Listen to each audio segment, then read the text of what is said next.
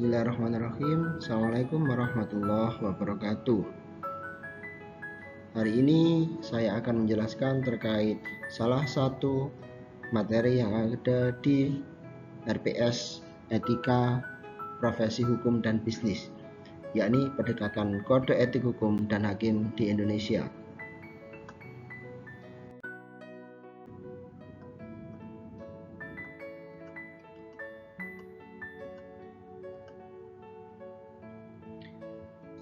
Pengertian kode etik hukum.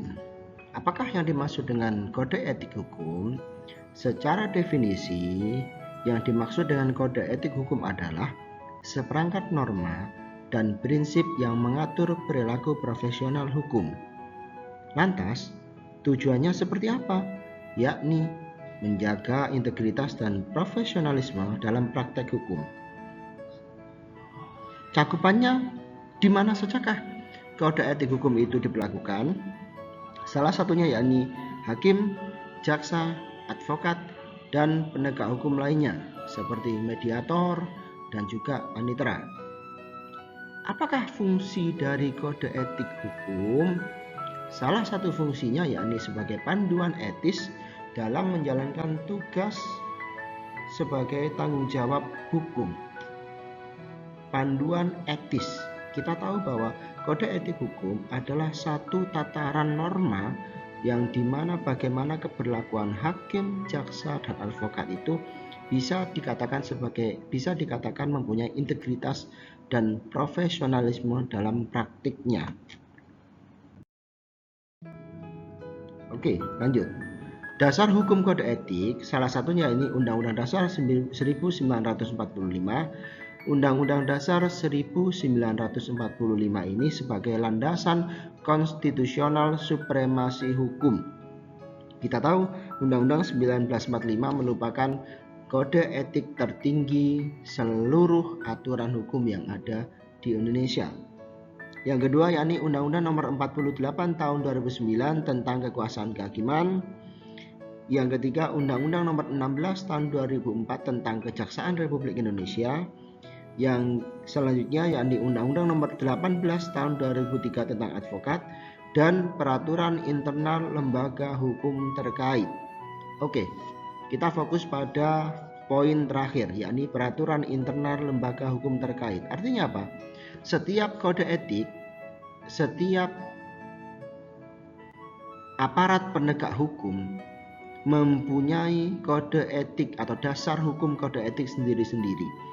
Hal ini dikarenakan lembaga hukum tersebut harus mempunyai peraturan internal tersendiri terkait kode etik hukumnya.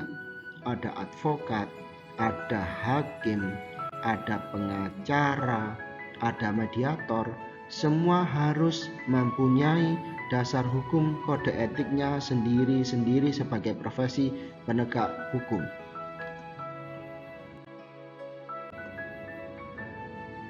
Bagaimanakah mekanisme penegakan kode etik? Kali ini kita akan belajar terkait mekanisme penegakan kode etik. Ada beberapa hal yang bisa kita capai dalam hal penegakan kode etik. Salah satunya yakni pengaduan. Apa yang dimaksud sebagai pengaduan? Pengaduan adalah ketika masyarakat atau pihak terkait yang melaporkan dugaan pelanggaran. Siapakah yang melakukan pelanggaran? Yang melakukan pelanggaran adalah penegak atau aparat penegak hukum itu sendiri. Artinya apa? Ketika aparat penegak hukum itu kemudian melakukan pelanggaran kode etik dan masyarakat atau pihak terkait yang tahu terkait pelanggaran tersebut, maka masyarakat atau pihak terkait tersebut melaporkan dugaan pelanggaran tersebut dalam hal pengaduan. Kemanakah pengaduan itu ditujukan? Pengaduan itu ditujukan ke Dewan Kehormatan atau Komisi Kode Etik. Kemudian setelah adanya pengaduan tersebut, Dewan Kehormatan atau Komisi Etik melakukan pemeriksaan. Ini yang dinamakan sebagai investigasi. Langkah selanjutnya adalah sidang etik. Apakah sidang etik itu? Proses pemeriksaan dan pembelaan terhadap dugaan pelanggaran. Setelah ada pengaduan dari masyarakat atau pihak terkait, juga Dewan Kehormatan telah melakukan investigasi, maka Dewan Kehormatan dan Komisi Etik melakukan sidang etik atau proses pemeriksaan dari laporan tersebut. Kemudian setelah selesai semuanya, maka Dewan Kehormatan atau Komisi Etik melakukan putusan, yakni penetapan sanksi atau pembebasan dari tuduhan pelanggaran ketika investigasi dan sidang etik itu dikatakan sebagai tidak melanggar hukum. Ketika putusan itu menetapkan sanksi, maka ada satu mekanisme lagi yang dinamakan sebagai banding. Apakah banding itu? Banding adalah kesempatan mengajukan keberatan atas putusan apabila diperbolehkan oleh hakim atau Dewan Kehormatan Komisi Etik. Tantangan penerapan kode etik. Tiap penerapan apapun, terutama ini kode etik, pasti punya tantangannya. Apa sajakah tantangan penerapan kode etik ini? Kami membaginya dalam 3 kriteria. 1. Kurangnya transparansi dalam proses penegakan. Yang kedua, independensi lembaga penegak kode etik. Kita tahu sendiri, lembaga penegak kode etik sampai hari ini belum dikatakan secara mandiri atau kita ngomong sebagai independen. Artinya apa? Masih ada kong kali kong, masih ada campur tangan dari berbagai pihak terhadap lembaga penegak kode etik, baik itu di kekuasaan kehakiman, di kelembagaan kepolisian, ataupun di aparat penegak hukum yang lain. Itulah yang menjadi tantangan penerapan kode etik. Dan kriteria yang terakhir yakni konsistensi penerapan sanksi.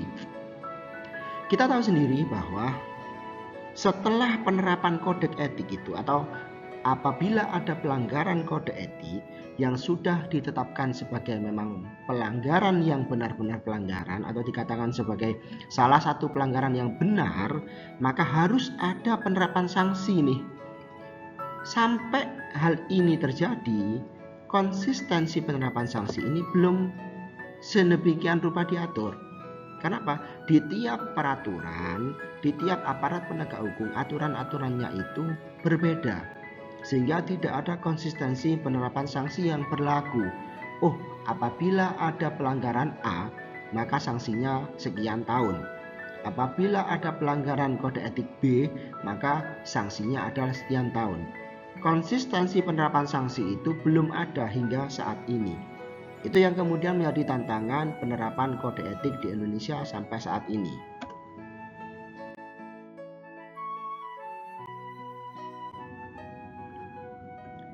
Setelah ada tantangan, kita pasti akan mengupayakan peningkatan.